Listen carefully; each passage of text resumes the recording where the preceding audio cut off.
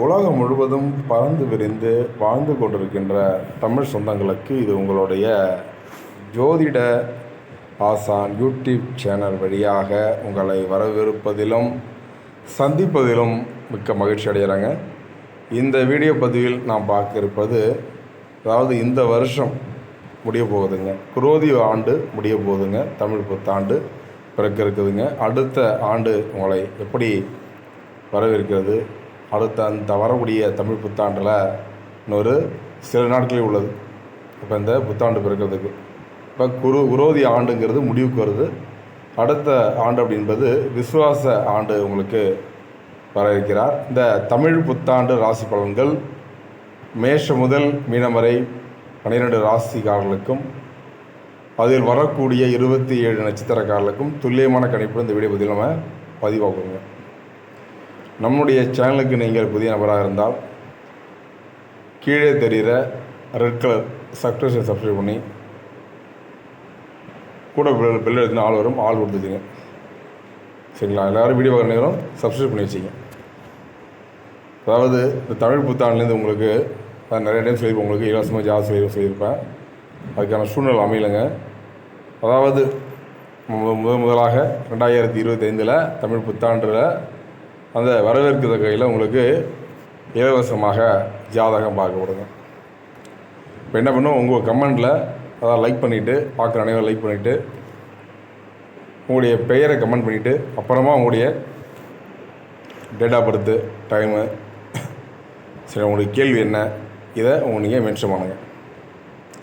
இப்போ இந்த புத்தாண்டு முதல் உங்களுக்கு வர இருக்குது இலவச ஜோதிடம் என்று சொல்லக்கூடியது. இந்த தமிழ் புத்தாண்டு ராசி பலன்கள் காலபுருஷ தத்துவப்படி நமக்கு 12 வீடுகளில் முதலாக வர வீடு மேஷ ராசிங்க. செவ்வாயை ராசி அதிபதியாக கொண்ட அன்பார்ந்த மேஷ ராசி நேயர்களுக்கு இந்த தமிழ் புத்தாண்டு எப்படிப்பட்ட பலன்கள் மற்றும் பரிகாரத்தை அள்ளித்தர இருக்கிறார், கிரகனுடைய சஞ்சாரம், கிரகங்களை ஆராய்ந்து துல்லியமான கணிப்புடன் இந்த வீடியோ பதிவானது உங்களுக்கு பதிவிட உள்ளதுங்க.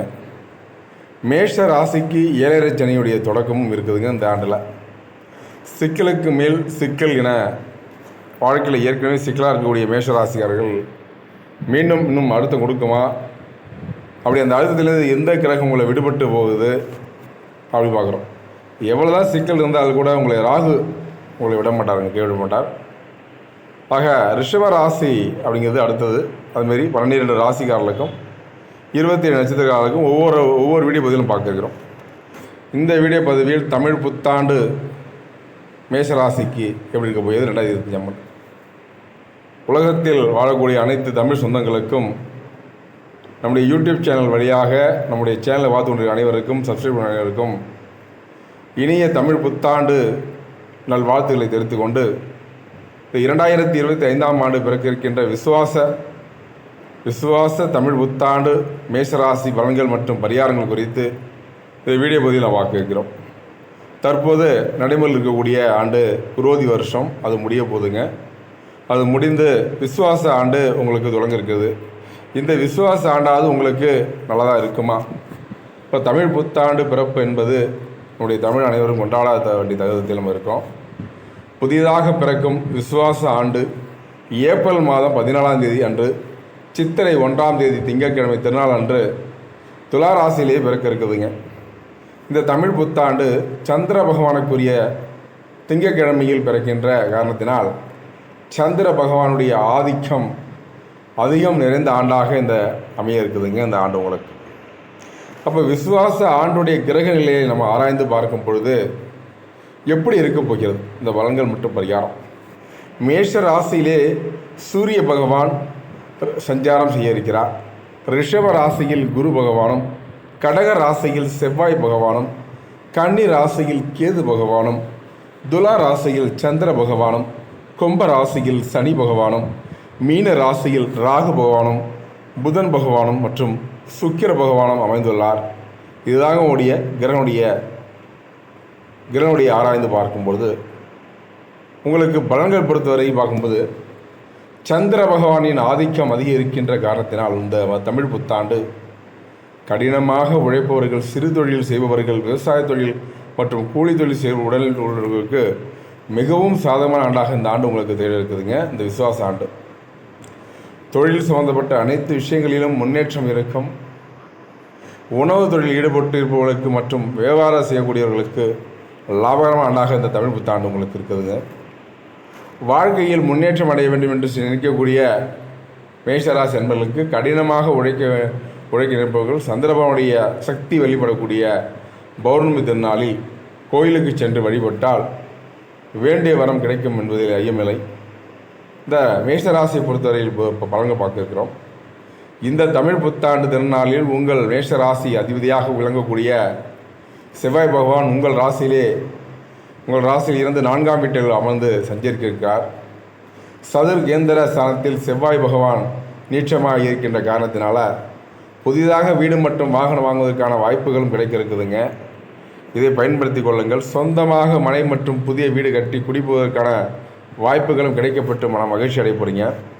அதே சமயம் வீடு சம்பந்தப்பட்ட விஷயங்களில் கடன் வாங்கியவர்கள் மிகவும் எச்சரிக்கையாக இருக்க வேண்டியது அவசியம்.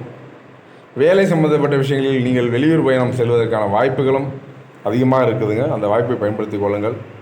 உங்கள் ராசி அதிபதியாக விளங்கக்கூடிய செவ்வாய் பகவான் 4ஆம் வீட்டை பார்ப்பதால் சந்திர பகவான் மீது விழுகின்றது. மேஷ ராசிக்கு 4ஆம் வீடு கடக ராசி.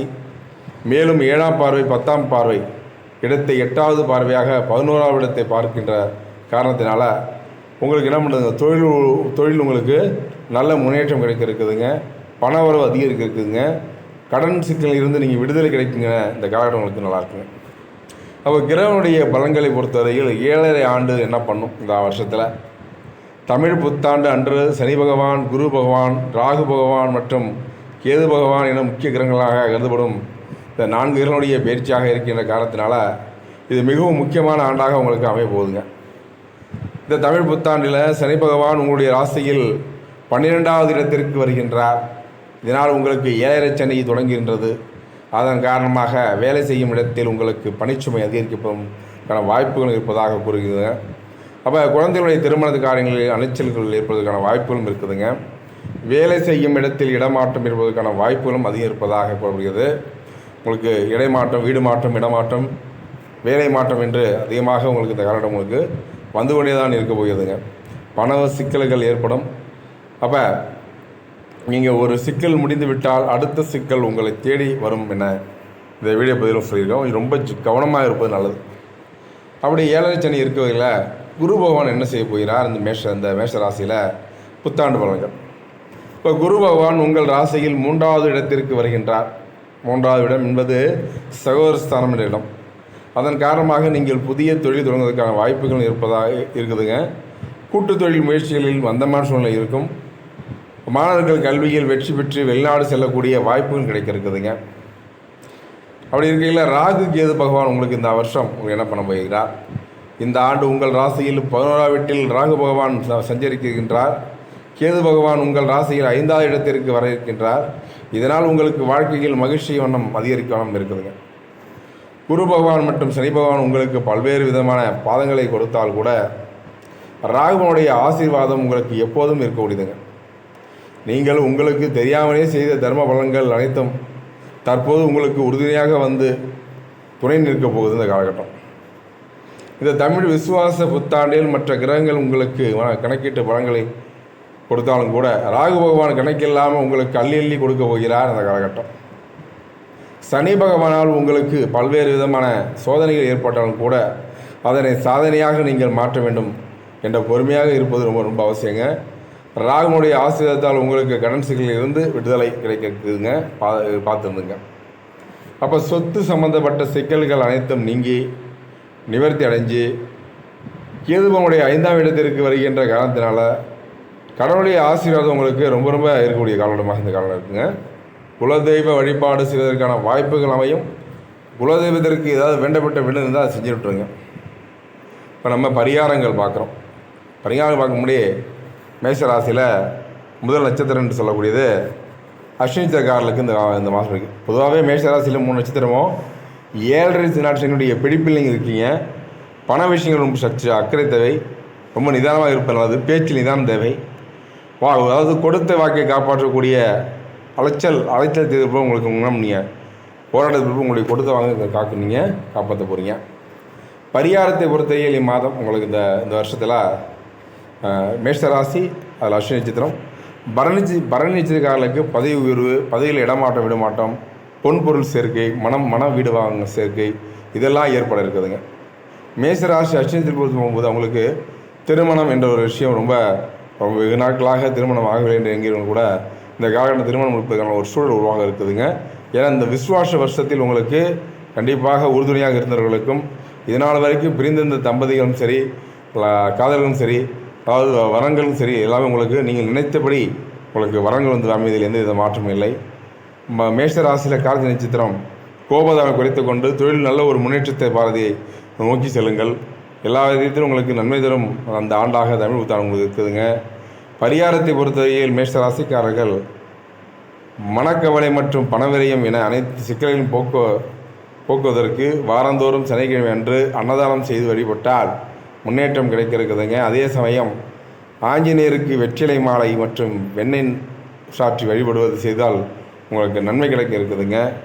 ஏன்னா நேர்களே, இதனால் வரைக்கும் இது வரைக்கும் நம்ம என்ன பண்ணுறோம பொறுமையாக வீடியோ கேட்டு ரொம்ப நன்றிங்க. அடுத்தடுத்து நல்லதொரு வீடியோ பதிவில் உங்களுக்கு சந்திக்கும் வரை உங்கள் யூடியூப் சேனல் சப்ஸ்கிரைப் பண்ணி வச்சுங்க, ஷேர் பண்ணுங்கள், லைக் பண்ணுங்கள், கமெண்ட் பண்ணுங்கள். கமெண்ட்டில் கண்டிப்பாக உங்களுக்கு உங்களுடைய வாழ்க்கையில் அடுத்தபடி முன்னேற்றம் பார்க்கணும். மேஷராசிகள் ரொம்ப கவனமாக இருக்குங்க. அப்படி நீங்கள் கமெண்ட் கேட்குற என்ன இந்த 7 சனியுடைய பார்வை எப்படி இருக்குங்கிறத வச்சு உங்களுக்கு சொல்கிறோம். அதாவது நீங்கள் எந்த மாதிரி கேள்விகளோ அதுமாரி உங்களுக்கு தலைப்பு வர இருக்குதுங்க. நேயர்களே, இதுவரைக்கும் மேஷராசி அன்பர்களும் அதில் வரக்கூடிய 3 நட்சத்திரக்காரர்களும் பொறுமையாக வீடியோ கேட்டது போக நன்றிங்க. அடுத்தடுத்து நல்லதொரு வீடியோ பதிவில் உங்களுக்கு சந்திக்கும் வரை உங்கள் யூடியூப் சப்ஸ்கிரைப் பண்ணுங்கள், ஷேர் பண்ணுங்கள், லைக் பண்ணுங்கள், கமெண்ட் பண்ணுங்கள். ஓகே, நன்றி, வணக்கம்.